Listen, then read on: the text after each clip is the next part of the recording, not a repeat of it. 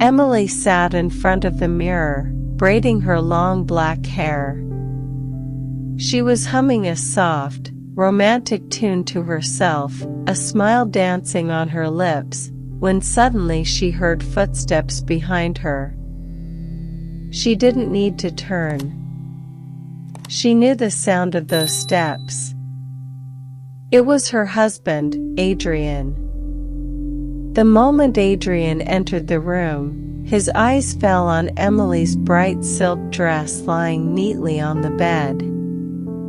Without a second thought, he snatched it and flung it to the floor. Adrian snapped, "How many times have I told you? Stop throwing this junk on my bed. Don't you understand anything?" Emily turned, eyes widening. "Junk? That's not junk, it's my dress, worth 3,000 rupees. It came as part of my trousseau. Why throw it on the floor?" Adrian's voice rose, sharp as a whip. "Next time I see your things on my bed, Emily, I'll throw them, and you, out of this room." Emily blinked her wide eyes innocently, batting her lashes like a mischievous child. "And what if it happens again? What will you do then?" Adrian's anger flared. He stormed toward her. Emily shrank back against the wall. He leaned close, his voice low but seething. "If I see it again, I'll throw you out with your things. Do you hear me?" He wrinkled his nose suddenly. "And what is that awful smell?" Emily grinned sheepishly. "Mustard oil. I just braided my hair. Should I give you a head massage too?" She twirled her braid like a whip, teasing him. Adrian recoiled, holding his nose. "No. Get lost. Don't ever sit in my room with that filthy oil again." Emily chuckled in her rustic accent. "Huh? What did you say? You don't know Hindi, do you?" Adrian glared. "I said get out, Emily. And don't come back here smelling like that again." With cruel force, he grabbed her wrist and shoved her out of the room. Adrian was only 25, freshly returned from London with an MBA. He was tall, 6 feet, fair, with hair brushing his forehead and a sculpted gym body. He could have passed for a movie star. He was also the heir to Richard Group of Industries, his father's empire. But his life had been bound by his father's stubborn decision. Richard had business disputes over land near a village, land he wanted for a leather factory. The village chief resisted fiercely. When persuasion and money failed, Richard struck a different deal. He arranged the marriage of his eldest son Adrian with the chief's only daughter, Emily. Adrian had protested furiously. But Richard threatened to disinherit him from both business and property if he refused. Ambition overpowered defiance. Adrian agreed, but only in name. Thus Emily entered the grand Rajput household, a village girl thrust into marble halls. Emily was 20, naive, bright like a spring flower, but hopelessly clumsy in a modern setting.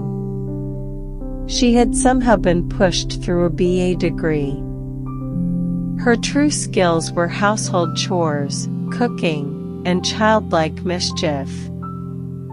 She wasn't stupid, but her world had always been different. In her in-laws' house, she was forbidden to cook or clean after a few disastrous accidents. Once, she burned her hand putting it bare into a microwave. Another time, she vacuumed her sari into the cleaner. Adrian, instead of teaching her patiently, had thrown her out of the room in anger. After that, servants handled everything. Yet Emily's charm was undeniable. Everyone in the house adored her: Sophia, her gentle mother-in-law, Richard, who softened at her innocence, and above all, Grandma Margaret, Adrian's aged grandmother. Grandma Margaret had been bedridden, surrounded by 3 attendants. But Emily dismissed them. She cared for the old woman herself, massaging her hands with mustard oil, braiding ribbons into her thin white hair, bathing her gently, feeding her meals with her own hands. Slowly, Margaret's health improved. "May your arms be filled with children, and may your marriage always shine," the old woman blessed her daily, unaware that her beloved grandson Adrian kept his wife at arm's length. But Emily wasn't alone. She found a dear friend in Aaron, Adrian's younger brother. Aaron, her age, was pursuing business studies but dreamed of becoming a singer. He called her by name instead of sister-in-law, earning scoldings, but he never cared. Emily too treated him like a mischievous partner in crime. One day, during Holi, Aaron splashed Emily head to toe with pink color. Laughing, she chased him with a bucket, but instead of Aaron, she accidentally drenched Adrian, who had just stepped into the porch in his office suit. Emily froze like a rabbit caught before a lion. But Aaron jumped in, taking the blame.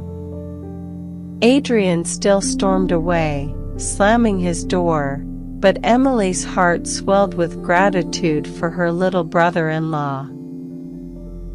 Later, in the kitchen, Emily secretly prepared gujiyas under Sophia's cautious permission.